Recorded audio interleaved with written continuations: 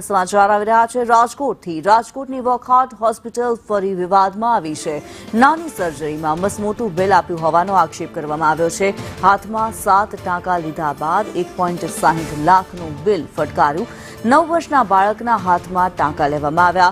ટાંકા લીધા 24 કલાક એડમિટ રાખી મોટું બિલ આપી દીધું। ખોટી રીતે મસમોટું બિલ પધરાવ્યાનો પરિવારે આક્ષેપ કર્યો છે। ત્યારે રાજકોટની વોકહાર્ટ હોસ્પિટલે નાની સર્જરીમાં મસમોટું બિલ ફટકારી દીધું।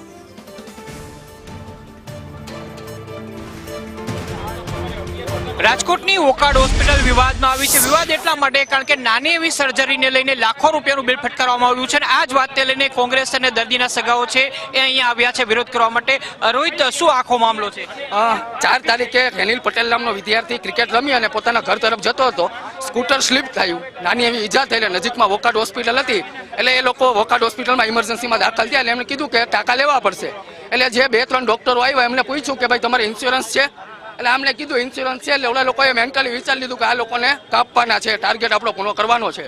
સામાન્ય રીતના 7 થી 8 ટાંકા જે આવે એમાં તમે વર્લ્ડની કોઈ પણ હોસ્પિટલમાં જાઓ તો એનો મેક્સિમમ ચાર્જ 15,000 હોય।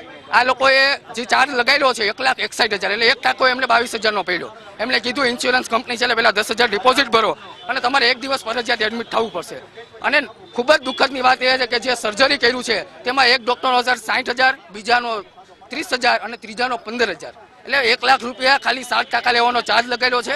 દર્દી સાંજે 7 વાગે એડમિટ થાય, ઇન્સ્યોરન્સ કંપનીને જે આ લોકોએ દર્શાવ્યું છે એ સવારમાં 11 વાગે એડમિટ થઈ ગયું હતું। એટલે લગભગ ભગવાન એમને સારવાર કરતા છે એવું આ પ્રથમ દ્રષ્ટિએ લાગે। એટલે ક્યાંક ને ક્યાંક ઇન્સ્યોરન્સ કંપની હોય એટલે દર્દીઓના સગાઓને મજબૂરીનો લાભ ઉઠાવી પોતાના ટાર્ગેટો પૂરા કરવા માટે, પોતાને પૈસા કમાવા માટે દર્દીઓના સગાઓને ગેરમાર્ગે દોરવા, વિશ્વાસઘાત કરવો, એમની સાથે નકલી ડોક્યુમેન્ટ ઊભા કરી અમને કંપની પાસેથી પૈસા પડાવવા એટલે પ્રથમ દ્રષ્ટિએ કન્ઝ્યુમર કોર્ટનો કેસ દાખલ થાય અને ફોજદારી વિશ્વાસઘાત અને છેતરપિંડીનો દાખલ થાય છે। એટલે અમે દર્દીના સગાને સામેથી ફોન કર્યો કે વિપક્ષ તરીકે કોંગ્રેસ તમારી સાથે છે, આવી લાલિયાવાડીને આવી લૂંટો સામે અમે તમારી સાથે છે। એટલે ક્યાંક ને ક્યાંક દર્દીના સગા કહેશે તો અમે પોલીસ કેસ કરવા તૈયાર છે। કન્ઝ્યુમર કોર્ટમાં એક વકીલને અમે મફતની અંદર એમની સેવા આપે એ માટે અમે એવોઇડ કર્યો છે। અને આવી દ્રષ્ટિએ આરોગ્ય વિભાગે મારું માનવું છે કે આવી હોસ્પિટલો સામે કડક કાર્યવાહી કરવી જોઈએ અને આવી હોસ્પિટલને વહેલી તકે સીલ મારી અને તાળા મારવા જોઈએ એવી અમારી માંગ છે। સામાન્ય રૂપથી ક્યારેય વિઝિટનો ચાર્જ 60,000 રૂપિયા હોય, એમાં ડોક્ટરની વિઝિટનો ચાર્જ 60,000 રૂપિયા લગાડવામાં આવે। ભાઈ ઇન્સ્યોરન્સ આને તો આના ઘરના પૈસા ક્યાં દેવા? હોસ્પિટલ મેનેજમેન્ટને એવું હોય કે આપણે તો કંપની પાસેથી લેવા ને, આ તો અભણ છે। પરંતુ જે દર્દીના સગા છે, વેલ એજ્યુકેટેડ છે, ફાઇનાન્શિયલ કેપેબલ છે, એને એમ કીધું કે આવું દર્દીના બીજા કોઈ સગા સાથે ન થાય ભવિષ્યમાં એ માટે કરીએ। પણ હું રાજકોટની અને સૌરાષ્ટ્રની જનતાને કહેવા માંગુ છું કે આવા મોટા મોટા બેનર જોઈ અને તમારા દર્દી જ્યારે ક્રિટિકલ કન્ડિશનમાં હોય તો આવી હોસ્પિટલમાં દાખલ ન થાવ, તમારી મજબૂરીનો લાભ ઉઠાવી તમને આર્થિક અને માનસિક રીતના પૂરું કરવાનો આ ધંધો કરે છે। આવી હોસ્પિટલોમાં તાળા લાગવા જોઈએ। બિલકુલ, આપણી સાથે ભોગ બનનાર વ્યક્તિ છે, એમના પરિવારજન પણ છે। શું કહેશો દાદા, તમે શું કહેશો? આખો મામલો શું છે? મામલો મારો દીકરો એમના મધર સાથે એક ક્રિકેટ રમી અને ઘરે જતો હતો ત્યારે કાલાવડ રોડ અને અમીન રોડ બંને વચ્ચેની શેરીની અંદર એમણે બ્રેક મારી એટલે એક્ટિવા સ્લીપ થઈ ગયું અને બાબુ પાછળથી પડી ગયો। તો પડી ગયો એટલે એનો હાથ પાછળના પતરા પાસે સાયલેન્સર પાસે ફસાઈ ગયેલો હતો એટલે ખેંચ્યો, એને હાથ ખેંચ્યો એટલે ત્યાં કાપો પડી ગયો એટલે નજીકમાં વોકહાર્ટ હોસ્પિટલ હતી, અમે ત્યાં વોકહાર્ટ હોસ્પિટલ અંદર એડમિટ થયા એટલે કે આની અંદર કે સાફ કરવું પડશે એટલે કાંઈ વાંધો નહીં, સારવાર કરો અત્યારે। એટલે એને ક્લીન કરી સારવાર કરીને સાદો પાટો વારી આપ્યો। પછી અમને કે તમારે મેડિક્લેમ છે? અમે કીધું હા મેડિક્લેમ છે। તો કે તમારે એડમિટ થવું પડે, સ્ટીચ લેવા પડે। મેં કીધું કંઈ વાંધો નહીં, એડમિશન થઈ જાય, અમે એડમિટ થઈએ અને અમારો સ્ટીચ લઈ દો અને પછી અમને છૂટા કરો। અમે એડમિટ થયા। સ્ટીચ રાત 5 તારીખે સાંજે એટલે 4 તારીખે રાતના એને સ્ટીચ લીધી, 8 સ્ટીચ આવ્યા। સવારમાં બાબતો હરતો ફરતો, બીજે કોઈ શરીરમાં કોઈ ઈજા હતી જ નહીં, નોર્મલ હાલતો ચાલતો।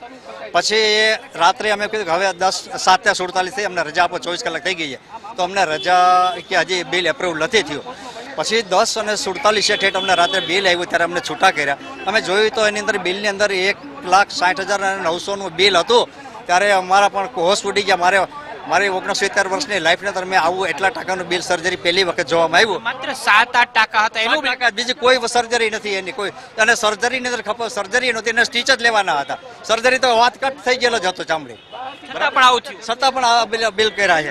વિઝિટનું ચાર્જ 60,000 રૂપિયા લગાડવામાં? વિઝિટ નથી, એ તમને કહું છું, સર્જન ફીના છે 21,000 રૂપિયા, સર્જરીના છે 21,400 બરાબર। પછી સર્જન ફીના 61,120 સર્જન ફીના 61,120. ત્યારબાદ એનેસ્થેસિયા છે 11,000 રૂપિયા, બરાબર.